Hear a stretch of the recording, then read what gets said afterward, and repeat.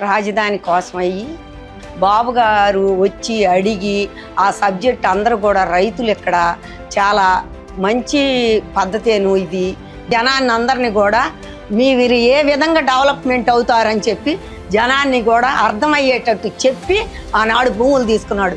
అభివృద్ధి చేతగా అని చెప్పి ఇష్టం లేని వాళ్ళు ఏమని మాట్లాడేవాళ్ళు దౌర్జన్యంగా తీసుకున్నాడు. ఒక్కళ్ళ దగ్గర కూడా దౌర్జన్యంగా ఎవరి దగ్గర లాక్కోలే. ఆయన అభివృద్ధిని చూసి ఇస్తామన్నారు. అదే వైసీపీ ప్రభుత్వం వచ్చిన తర్వాత ఎక్కడ నోరిప్పి మాట్లాడిన వాళ్ళందరినీ దౌర్జన్యంగా కొట్టుకుంటా వాళ్ళు చేసిన అబద్ధ ప్రచారానికే జనాలు నమ్మి వాళ్ళకు ఓట్లేసి వాళ్ళ నెత్తి మీద తీసుకొని కూర్చోబెట్టుకున్న తర్వాత ఏమైంది, రాష్ట్రం మొత్తం కూడా సర్వనాశనం అయిపోయింది. ఏ మహానుభావుడు ఒక మహానుభావుడు రాపోతాడా, మన రాష్ట్రాన్ని కాపాడిపోతాడని 5 సంవత్సరాలు మేము కంటికి తడి ఆరకుండా ఏడ్చాం.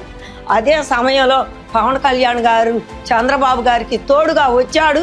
కూటమి ప్రభుత్వాన్ని తీసుకొచ్చారు, ముందుకు నడిపించారు. ఇవాళ వేగవంతంగా ఎక్కడ అడవిలాగుండా ఈ అడవినంతా తీసి పారేశారు. రోడ్లు అవుతున్నాయి, బిల్డింగులు అవుతున్నాయి. మేము ఇంతకన్నా ఏమన్నా చెప్పాలంటే బాబు గారు లేనిది అభివృద్ధి అనేది ఆంధ్రప్రదేశ్ లేదని చెప్పి మేము గట్టిగా నమ్ముతున్నాము.